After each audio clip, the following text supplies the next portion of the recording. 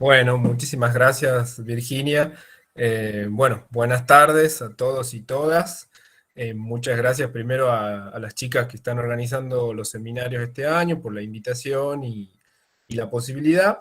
Esto vale la pena decir que, digamos, la preparación original de esta charla fue en el contexto de otro tipo de otros seminarios, específicamente un grupo de gente que está trabajando de una u otra manera con cuestiones socioecológicas, que organiza el grupo de trabajo de Christopher Anderson, que es codirector de Paola Alberti, que trabaja en el IBN también con temas socioecológicos y con quien compartimos distintas charlas y discusiones y trabajos por ahora cada vez, digamos, más avanzados. Y así que bueno, contempla un poco lo que hemos charlado y discutido en aquel seminario y además también se ha enriquecido con la presentación de algunos de los resultados que voy a mostrar ahora en la reunión argentina de ecología, en la cual también, digamos, se ha ido como enriqueciendo un poco la discusión de estos resultados. Y básicamente, bueno, eso, la idea del seminario es presentar una propuesta de proyecto de investigación, en realidad, que elaboramos con Eduardo Domínguez, y mi director, y con Ignacio Gasparri, codirector actualmente de la postdoc, y esta propuesta la elaboramos para concursar en la convocatoria para ingreso a carrera del año 2020, la cual todavía está a la espera de los resultados. Y bueno, salió esta idea y básicamente en el seminario voy a contar un poco el proceso que me pareció interesante en el seminario de socioecología, contar el proceso en el cual me fue llevando a este objetivo, a estas ideas, o nos fue llevando, creo, porque fue una cosa bien charlada y consensuada y discutida entre el equipo con Eduardo y con Ignacio y con otras personas. Y también, bueno, los resultados que nos han ido llevando al proyecto y los resultados que vamos obteniendo ya, sobre todo de la beca postdoctoral. Así que bueno, eh, ¿cuál es, bueno, como les digo, la idea? Cuando yo empecé a preparar este seminario, fui como pensando en este proceso, ¿no? De cómo una persona va pasando a través de su primera etapa en la tesis doctoral, conociendo el tema, formándose y a su vez aprendiendo de otros temas y van surgiendo otras temáticas y cosas de interés. Y en ese proceso van pasando también cosas, ¿no? Hay eventos que van también influyendo en las ideas que surgen y en las preguntas que se van planteando nuevamente. Y en ese caso están los cursos, la formación y distintas instancias en las cuales uno puede participar o escuchar o generarse durante ese periodo. Y a mí me pareció bueno en este contexto rescatar dos eventos, creo que han influido bastante en el proyecto actual. Durante la tesis doctoral fue, por un lado, el curso de dimensiones humanas y naturales en la conservación, un título bastante más largo, pero que lo resumí ahí, el curso de dimensión humana en la conservación, que lo organiza justamente Christopher Anderson y otro equipo docente, en el cual hemos abordado mucho la cuestión socioecológica y sobre todo la relación entre lo social y lo que tradicionalmente llamamos ciencias naturales. Y después, por otro lado, los eventos de inundaciones que tuvimos acá en la provincia de Tucumán entre el año 2015 y 2017, o en el norte de la Argentina en general, y que desencadenó después la formación de un comité provincial de emergencia, lo cual voy a ir profundizando más adelante. Eso nos llevó en un primer momento a plantear el tema de postdoctorado, en el cual ahí se sumó durante la tesis doctoral, trabajamos en conjunto con Sergio Georgiev, que fue mi codirector, y en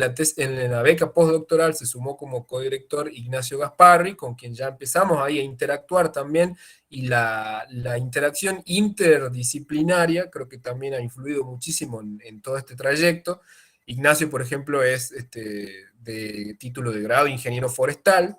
así que también hemos ido teniendo mucho intercambio, y con Sergio en su momento, que es geólogo, otro tipo de intercambio muy interesante también. Y después ya más actualmente, durante el desarrollo de la postdoc, empezamos a interactuar con organismos provinciales de la provincia de Tucumán,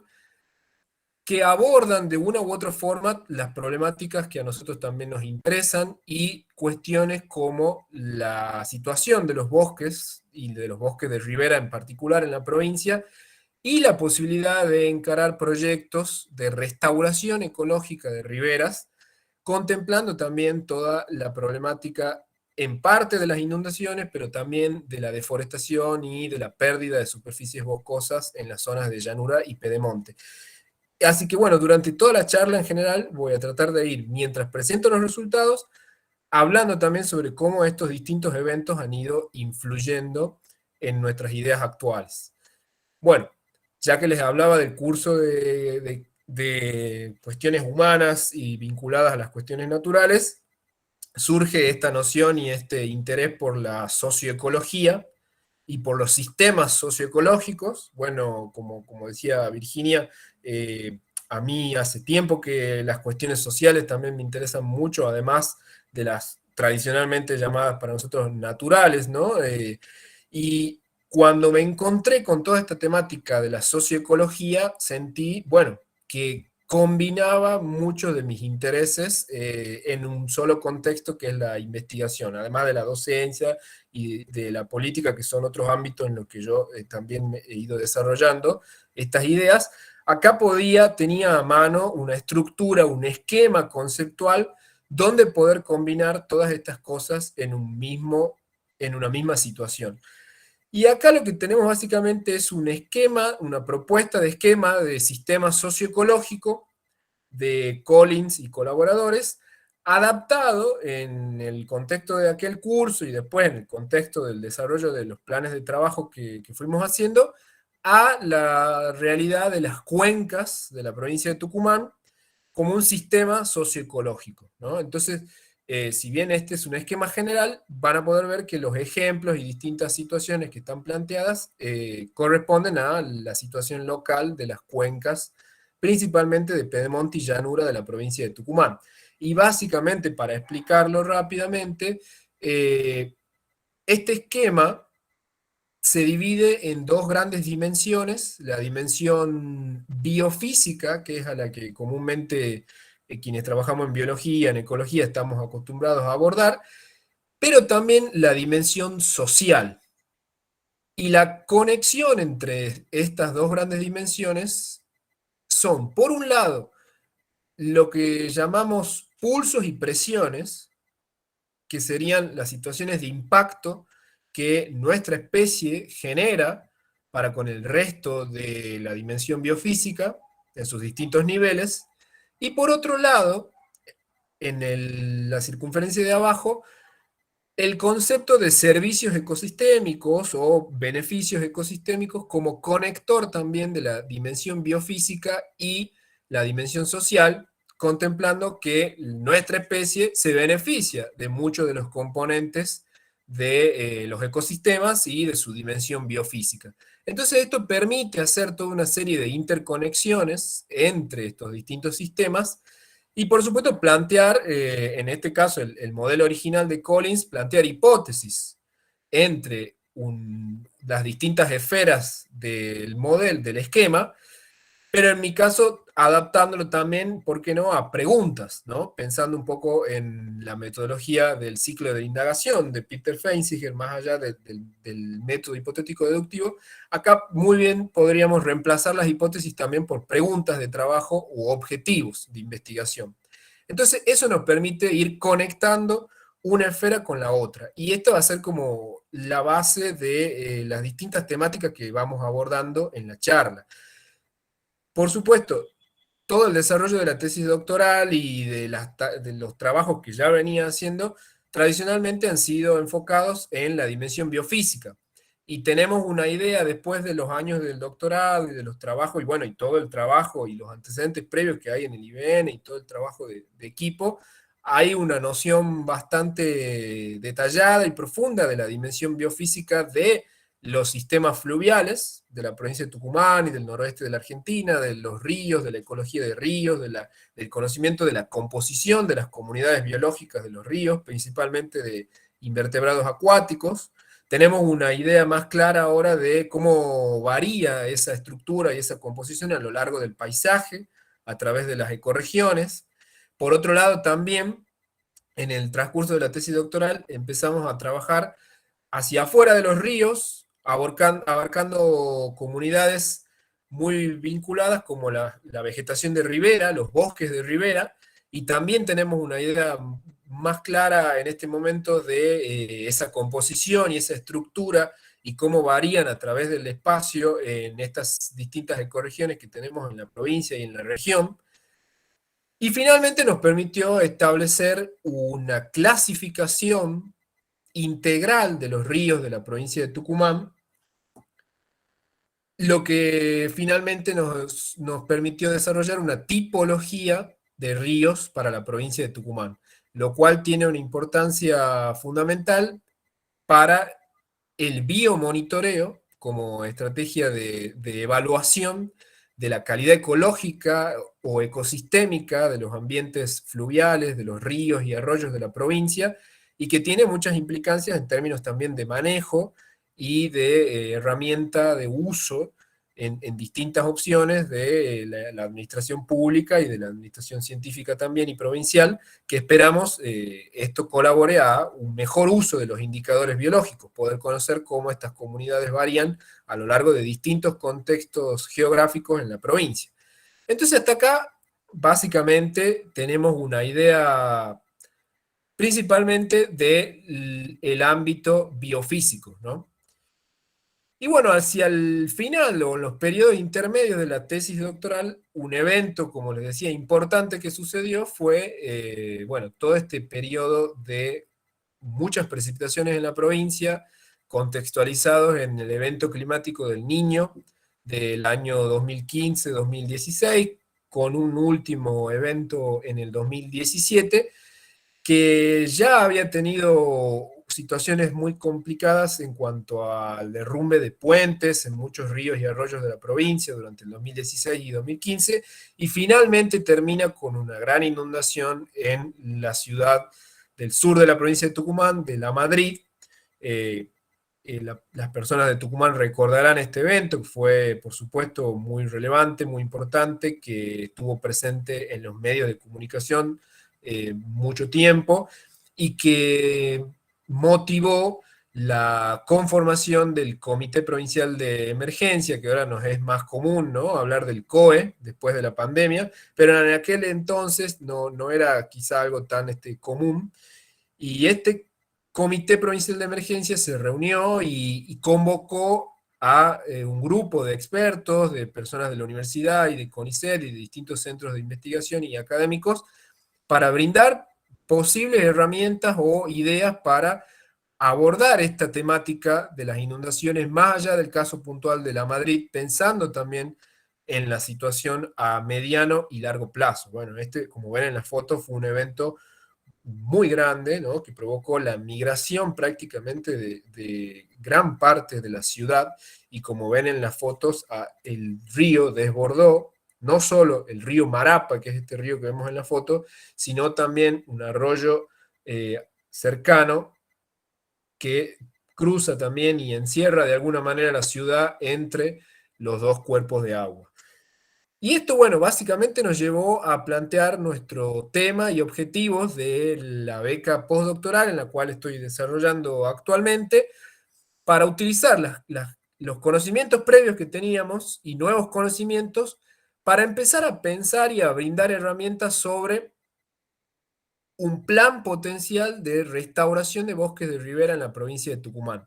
No solo contemplando, por supuesto, la problemática de las inundaciones, lo cual creemos que no estamos hablando que la restauración ecológica de los bosques de ribera vaya a ser una solución definitiva para las inundaciones, para nada, es un problema integral y multicausal, pero sí creemos que puede ayudar y bastante a amortiguar y a aminorar los efectos de estas inundaciones. Entonces surge la idea de empezar a utilizar nuestro conocimiento sobre las comunidades, tanto de invertebrados como de bosques de ribera, para conocer en forma más detallada qué beneficios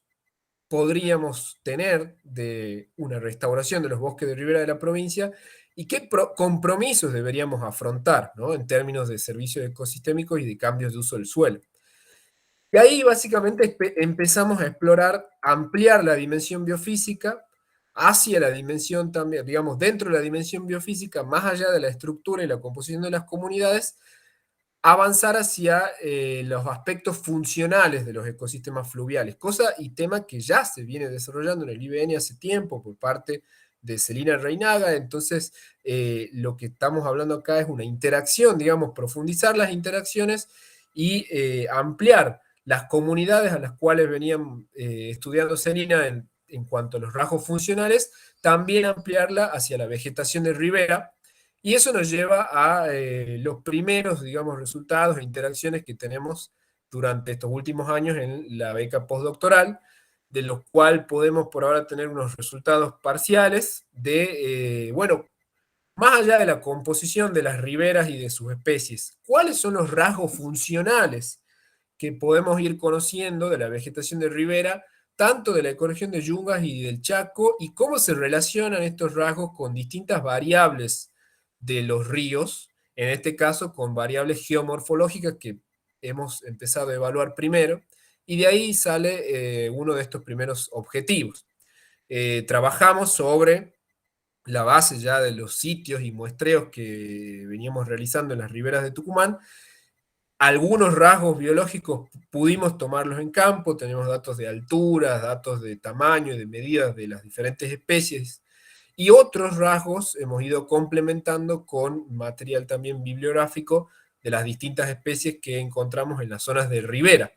Básicamente hemos logrado, luego de un trabajo previo de selección y de pensar y discutir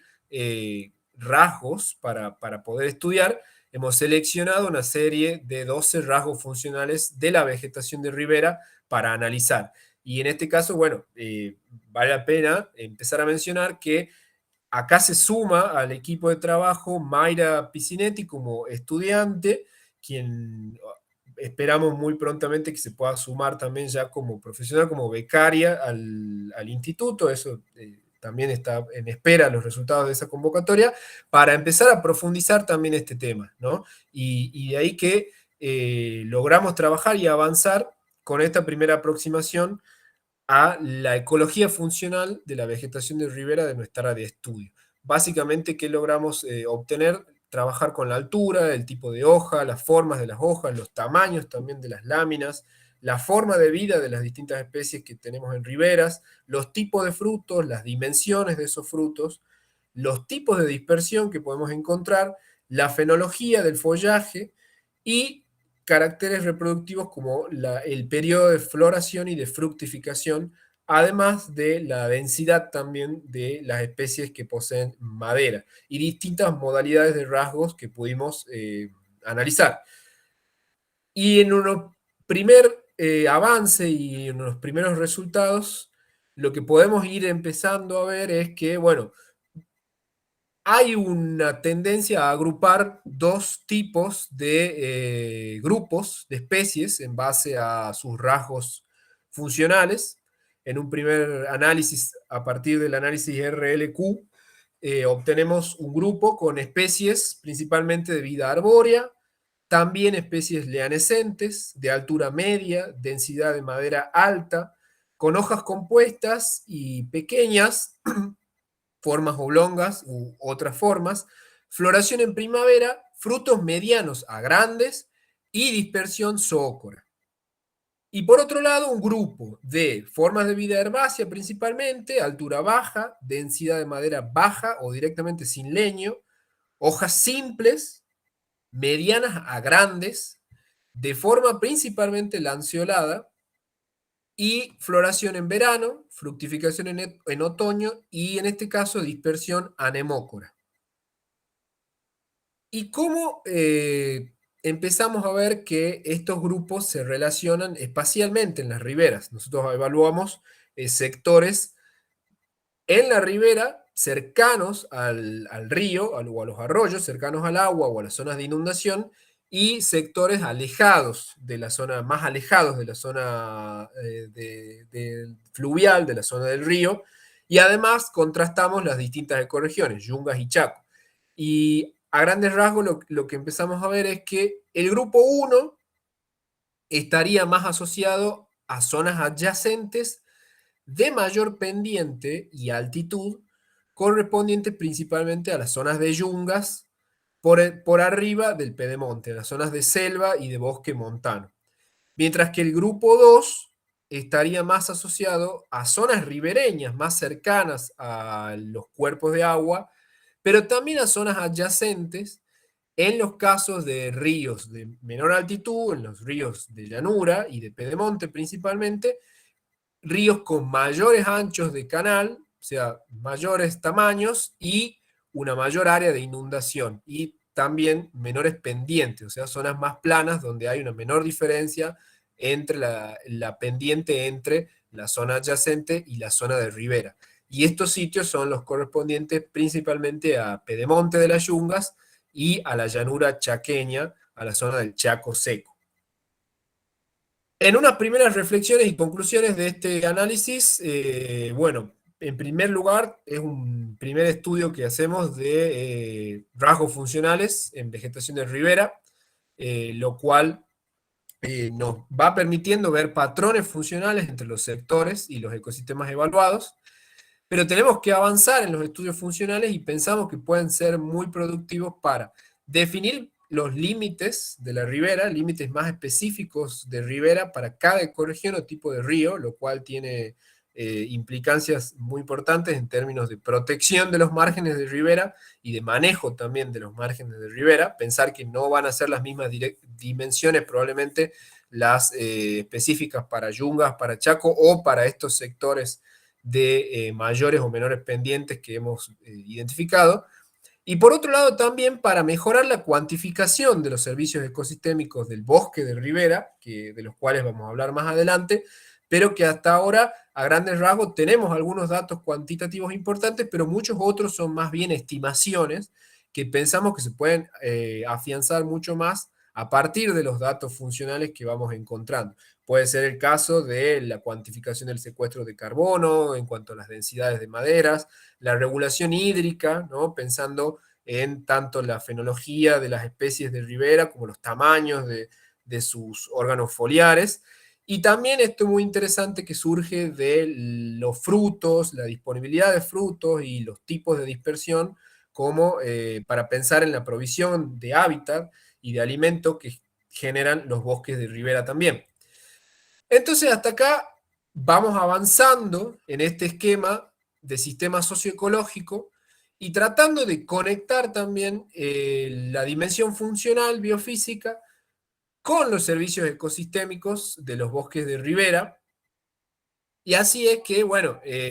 empezamos con un trabajo de definición y de estudio de, bueno, cuáles son los servicios ecosistémicos o beneficios que los bosques de ribera proveen a nuestra especie y cómo podemos, digamos, cuantificarlos mejor. Antes que nada, bueno, definamos bien de qué hablamos cuando hablamos de bosque de ribera. Hablamos de aquella vegetación leñosa directamente adyacente a los ríos y arroyos. Podemos decir que es aquella vegetación que se extiende lateralmente desde el canal activo hasta las zonas más elevadas del margen, incluyendo en esta definición tanto las áreas de inundación como también las terrazas inmediatas, ¿no? Las terrazas fluviales. Lo resalto porque otras definiciones de bosque de ribera o de vegetación no incluyen a veces las terrazas fluviales. En este caso decidimos quedarnos con la definición de Nyman, que a nuestro modo de ver, desde el punto de vista funcional, es mucho más relacionada que otras definiciones que solo contemplan el área de inundación. Y bueno, ¿qué beneficios en líneas generales nos proveen los bosques de ribera, ¿no? Bueno, beneficios de aprovisionamiento, servicios de aprovisionamiento como leña, madera, alimentos también, compuestos vegetales, distintas variedades de compuestos vegetales que proveen las especies que en algunos casos son exclusivas de la ribera, y también hábitat para la biodiversidad, el importante rol que tienen los bosques de ribera como corredores biológicos también. Pero además, importantes servicios de regulación como la regulación hídrica principalmente, lo cual puede tener una relación muy interesante con estos fenómenos de inundaciones que venimos hablando. La amortiguación, por otro lado, de nutrientes pero a su vez también de contaminantes que pueden llegar a los ríos a través de los ecosistemas y de los agroecosistemas anexos principalmente, y además el rol fundamental que además de los bosques de ribera cumplen todos los bosques, que es el de retención de carbono. Además, un importante beneficio en cuanto al ciclado de nutrientes, ¿no? No solo de los ambientes terrestres, sino una importante relación del ciclado de nutrientes entre los ambientes terrestres y los ambientes acuáticos, al ser un ecosistema de transición, un ecosistema intermedio, una interfase entre los dos ambientes. Y por otro lado, también importantes servicios culturales que se podrían ampliar y estudiar con más detalle, como espacios de recreación, espacios de inspiración, espacios también muy utilizados en cuanto al ecoturismo. Y a partir de esta revisión general y de esta primera revisión, empezamos a tratar de seleccionar o ver qué tipos de beneficios o servicios ecosistémicos podemos cuantificar de mejor manera o estimar de mejor manera para tener una estimación y una idea más clara de, perdón, de, bueno, los beneficios que podríamos obtener de restaurar los bosques de ribera. Pero antes de eso, lo que vimos como una necesidad, que lo habíamos planteado como un paso posterior, pero en el desarrollo del trabajo vimos que era en realidad una necesidad previa, fue entender en realidad cuál es la situación actual de los impactos o de los usos del suelo que transformaron las riberas en un primer momento, ¿no? Antes de pensar en la restauración, y poder tener un mapa más preciso de qué hay en las riberas, ¿no? ¿Qué hay actualmente en las riberas? ¿Dónde hay bosque? ¿Dónde no hay bosque? Y donde no hay bosque, ¿qué es lo que está ocupando esa superficie en la actualidad? Y así fue que nos pusimos en campaña de realizar esta evaluación de lo que podemos finalmente llamar el déficit de bosque de ribera y cuáles son los usos del suelo que han avanzado sobre aquel bosque de ribera que se encontraba anteriormente allí. Hay un antecedente previo del cual partimos, que analiza la superficie de los bosques de ribera en general en la provincia. Entre el año 1986 y 2010, ya Díaz Gómez y Gaspari observaron, digamos, una importante disminución de la superficie de ribera y cercana a la ribera, en unas 24.000 hectáreas transformadas a agricultura, principalmente en las zonas de bosque seco, de bosque chaqueño, lo cual llevó a la superficie de ribera del año 1986, que tenía un 62% de bosque, a un 40% en el 2010,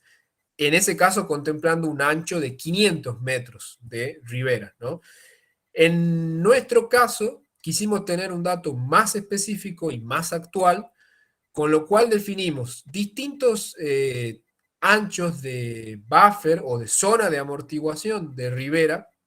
pensando ya en la potencialidad de un plan de restauración en esas zonas. Entonces establecimos un ancho de 60 metros de ribera y dos opciones más que ya les voy a contar, que fueron establecidas a partir de consultas y encuestas a especialistas de distintas disciplinas trabajando en ámbitos de ribera. Y lo que encontramos finalmente en este primer mapeo a través de imágenes satelitales y a través de la plataforma de Google Earth Engine, un trabajo también disciplinario y entre colegas principalmente del IBN como Luciana y también del IER como Elvira Casagrande, Ignacio Gasparri, lo que obtuvimos básicamente es poder tener una idea más clara de hasta el año 2018, bueno, cuál es la situación de las riberas. En líneas generales podemos decir que un 40% de las riberas actualmente eh, está ocupada por usos del suelo, principalmente agrícolas, lo cual representa unas 12.800 hectáreas que necesitarían restauración ecológica para cumplir con lo que establece mínimamente la ley de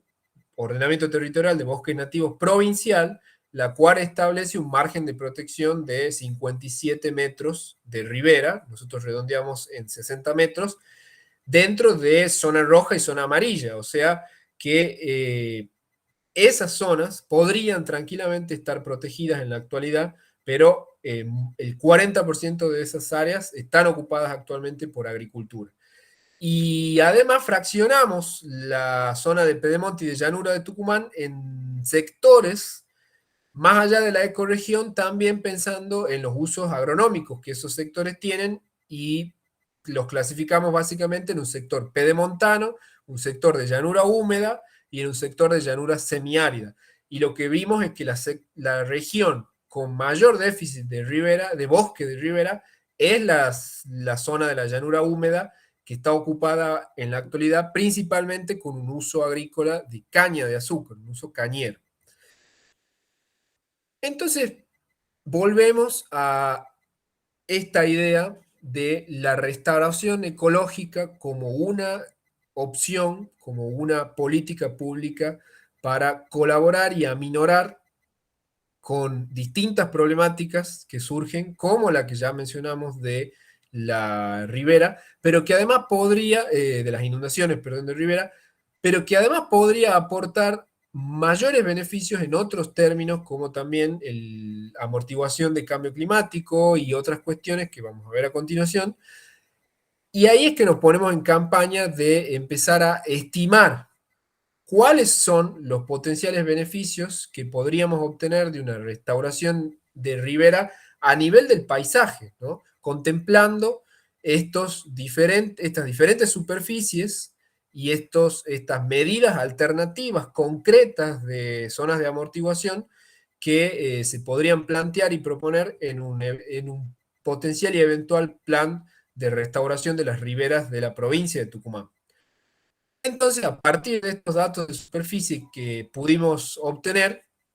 avanzamos en ese sentido, ¿no? En empezar a estimar, bueno, cuántos beneficios y compromisos deberíamos asumir en las distintas opciones de zona de amortiguación de ribera. En los 60 metros que equivalen a la superficie protegida legalmente, pero también en opciones, como les dije, que obtuvimos de recomendaciones científico-técnicas que clasificamos básicamente en una propuesta de mínima en 100 metros de ancho y una propuesta de máxima que contempla principalmente la noción geomorfológica de los ríos, que es de 250 metros de ancho. Y así fue que seleccionamos una serie de servicios ecosistémicos que podemos cuantificar con mejor capacidad actualmente y estimar con una estimación mejor y una cantidad de datos mejor en la actualidad, los cuales por supuesto pueden ampliarse a futuro y es la idea ampliarlos a futuro. Pero básicamente lo que trabajamos es los servicios ecosistémicos de provisión como, bueno, el uso agrícola, ¿no? De la tierra, contemplándolo como un beneficio, como un servicio ecosistémico como tal, la provisión de madera también, que se puede aprovechar ya del uso de bosques, y por otro lado los servicios de regulación como el secuestro de carbono por parte de la vegetación, pero también los efectos de amortiguación de la vegetación en, por un lado, la disminución del porcentaje de picos de crecida de caudales que puede proveer la vegetación y la retención de nutrientes de la escorrentía que puede aportar la vegetación para aminorar la carga de nutrientes en los ríos. ¿Cómo evaluamos estos diferentes servicios ecosistémicos? Bueno, la superficie cultivada trabajamos a partir de los análisis de superficie que ya veníamos trabajando en Google Earth Engine y una clasificación de usos del suelo del área de estudio. Con esto también pudimos estimar y trabajar en cálculos de biomasa vegetal, seleccionando especies particulares, pensando en especies definidas para las distintas regiones, ecorregiones y regiones agronómicas, y para los distintos usos que se pueden hacer de estas regiones. Entonces contemplamos las limitaciones de la ley de bosque en esta cuantificación. Para eso usamos datos previos de los cuales ya teníamos de las especies que podemos encontrar de ribera en zonas, sitios de referencia bien conservados, y utilizamos las ecuaciones de Chávez para calcular biomasa, distinguiendo entre el contexto de bosque más húmedo en la zona yungueña y bosque seco en las zonas chaqueñas, y seleccionando distintas especies para las regiones y además para los anchos de ribera. Aquellas especies que encontramos comúnmente asociadas a las riberas en las zonas bien conservadas son las que seleccionamos para las zonas más cercanas a la ribera, y distinta diversidad de especies para aquellas zonas más alejadas, ¿no? Básicamente sauce, ceibo para las zonas de ribera de ambas ecorregiones, pero también una combinación de especies de yungas para la zona pedemontana, como la tipa, el pacará, el jacarandá, y en la zona chaqueña, las zonas más alejadas, incorporando al galrobo como una especie de uso maderable muy importante también para la restauración de las zonas adyacentes. Y por otro lado, tanto la disminución de crecidas como la retención de nutrientes sí son estimaciones basadas en datos de ambientes también, tanto húmedos tropicales como ambientes secos, basados en bibliografía global, regional y en lo que por ahora tenemos de datos locales que podemos utilizar, ¿no? Y por otro lado, ¿cómo evaluamos los compromisos? Porque también sumamos en esta evaluación, bueno, qué compromisos deberíamos asumir, ¿no? En términos de superficie y de uso del suelo para llevar adelante las restauraciones. Y así fue que evaluamos en términos de lotes, ¿no? De propiedades, de lotes catastrales o de unidades de producción, que finalmente las llamamos así, UP por unidades de producción. Bueno, ¿qué cantidad y qué porcentaje de unidades de producción, básicamente de propiedades y de lotes agrícolas, serían afectados con estas distintas opciones de zona de amortiguación, ¿no? Y finalmente, llegamos a un primer análisis o una primera ponderación de estos beneficios que podemos obtener de los tres eventuales planes de restauración, ¿no? Por un lado, en verde podemos ver el plan de 250 metros de ancho, en naranja el plan de 100 metros de ancho y en celeste el plan de, perdón, de 60 metros de ancho. En cada vértice lo que tenemos es el aprovechamiento máximo de estos servicios ecosistémicos, ¿no? Y hay una ponderación entre los distintos servicios. Fíjense que tenemos la superficie cultivada por un lado, la regulación de nutrientes como fósforo, la regulación de caudales, el secuestro de carbono y la provisión de madera. Y a grandes rasgos lo que vemos es que, bueno, el plan de 250 metros es el que maximiza el aprovechamiento de los servicios ecosistémicos vinculados a la provisión de madera, el secuestro de carbono, la regulación de nutrientes y de caudales. Sin embargo, significa una importante disminución de la superficie cultivada, mientras que aquellos planes de menor ancho, como el de 60 y 100 metros, eh, representan, digamos, si bien representan una menor cantidad de aprovechamiento de los demás o de mejoramiento de los demás servicios ecosistémicos,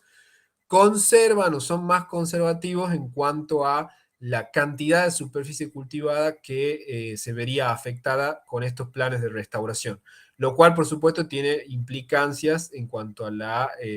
posibilidades, ¿no?, de llevar adelante estos planes de restauración. Y es así que en un segundo análisis sumamos este compromiso de las unidades productivas en los diferentes escenarios con dos variables. Por un lado, cuánta cantidad de unidades productivas se verían comprometidas en más de un 40% de su superficie y cuántas unidades productivas se verían afectadas en menos de un 20% de su superficie anexa a la ribera. Y lo que vemos también es un patrón similar. El ancho de 250 metros es aquel que maximiza los demás servicios ecosistémicos y menor superficie afecta en el caso de superficies que ocupan menos del 20% de las unidades productivas. Cuando ya vamos a ver aquellas zonas que ocupan mayores tamaños, o sea, unidades productivas muy chiquitas que se ven afectadas, ahí ese plan aumenta muchísimo la cantidad de superficie productiva comprometida. Y por otro lado, lo que vemos es que también el plan de 60 metros de ancho y de 100 metros de anchos comprometen en menor medida la superficie productiva y, bueno, generan también un aumento interesante de los demás servicios ecosistémicos, pero por supuesto mucho menor de lo que sería un plan de 250 metros. Y algunas reflexiones y conclusiones parciales de estos primeros resultados. Bueno, los resultados evidenciaron un patrón más o menos claro, aditivo, lineal, o sea, a medida que avanzamos en el ancho, ciertos servicios aumentan claramente de forma lineal y otros compromisos también. No obstante, lo que creemos es que existe una heterogeneidad espacial, tanto entre distancias, entre ribera y zonas alejadas, y entre regiones, que deberemos cuantificar mejor, ¿no? Que deberemos cuantificar mejor con más detalle para la valoración de los servicios, pero también para los compromisos que deberían asumirse o compromisos marginales, como por ejemplo, contemplar que el ancho de, digamos, el valor productivo de una hectárea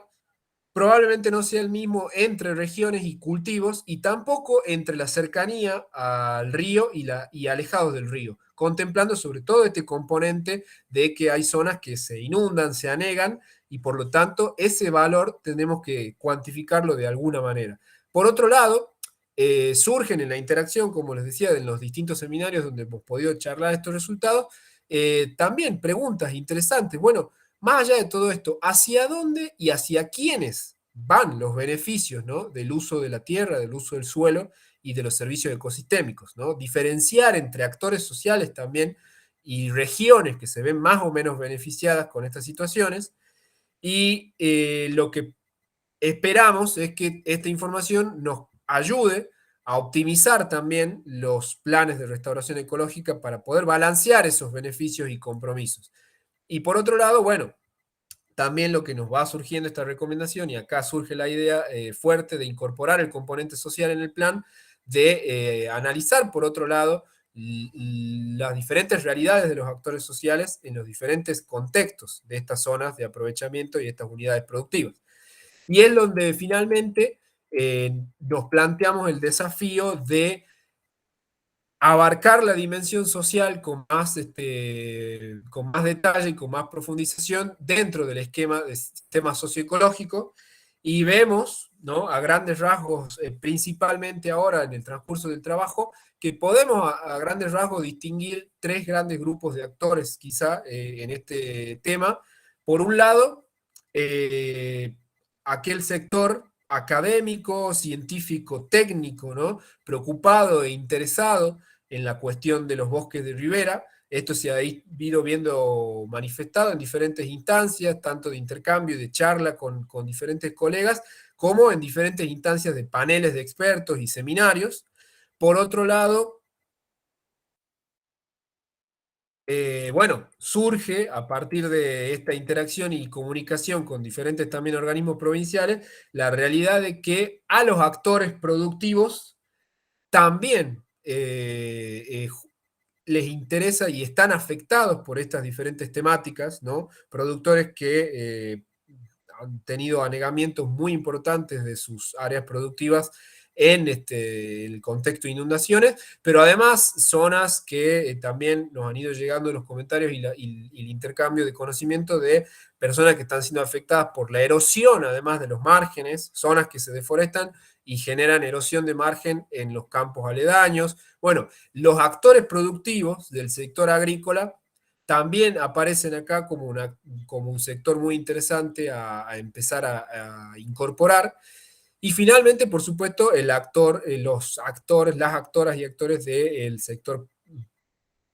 provincial de gestión en sus diferentes organismos públicos, ¿no? En cuanto a lo que hemos podido ir avanzando y en los cuales con quienes venimos empezando a trabajar en el contexto de un proyecto importante de mejoramiento del sistema de drenaje de las cuencas del río Valderrama y del río Seco, en el cual surge la posibilidad de empezar a incorporar el componente ambiental en este contexto y pensando también a nivel de gestión de cuencas, y con quienes empezamos a interaccionar para aportar herramientas también en los términos de la recuperación de los márgenes de ribera en este sector y del asesoramiento también a tanto a organismos públicos como al sector productivo. Y así es que básicamente podemos hablar de tres grandes grupos quizá de actores sociales que seguramente tienen su heterogeneidad interna que empezamos a explorar, que son tanto productores y productoras rurales por un lado, funcionarios y funcionarios de la administración pública, o sea, gestores, gestoras básicamente, y el personal de ciencia y técnica con sus diferentes interacciones y solapamientos, ¿bien? Y de ahí nace básicamente esta propuesta final de proyecto de investigación enlazada con lo que ya venimos haciendo, de proyecto para carrera de investigación, que sin embargo, más allá de que se den o no los resultados que esperamos en la convocatoria, venimos avanzando y venimos tratando de llevar adelante aprovechando el tiempo de la beca postdoctoral. Y bueno, justamente hacia dónde vamos y hacia dónde avanzamos, cómo seguimos. Por un lado, creemos que hay que profundizar los conocimientos en cuanto a ecología funcional para mejorar, como dijimos, la cuantificación de servicios ecosistémicos, pero también los conocimientos sobre los límites y la delimitación de los ecosistemas de ribera. Bueno, mejorar esta cuantificación de externalidades y costos o compromisos también productivos y sociales, no contemplados en nuestros análisis preliminares. Indagar acerca de las direcciones, pero también de las magnitudes, de los beneficios del uso de la tierra y también de hacia dónde van las consecuencias de los impactos en estos ecosistemas, ¿no? Hacia qué sectores sociales, hacia qué regiones. Y en ese sentido también avanzar y profundizar en la identificación de actores sociales clave, conocer sus percepciones, sus prioridades, incorporarlas en los planes de restauración ecológicas, en pensar en planes de restauración consensuados, discutidos entre distintos actores sociales y finalmente empezar a ensayar y a evaluar procesos específicos, zonas piloto de restauración ecológica con este enfoque socioecológico, pero también aportando todo nuestro conocimiento de biomonitoreo como una herramienta muy interesante para evaluar también los resultados de los planes, tanto de conservación como de restauración ecológica de bosques de ribera. Así que bueno, básicamente en este punto nos encontramos en la actualidad y bueno, agradezco muchísimo el tiempo, la paciencia para escuchar y quedo a disposición ante cualquier duda y cualquier consulta. Muchas gracias.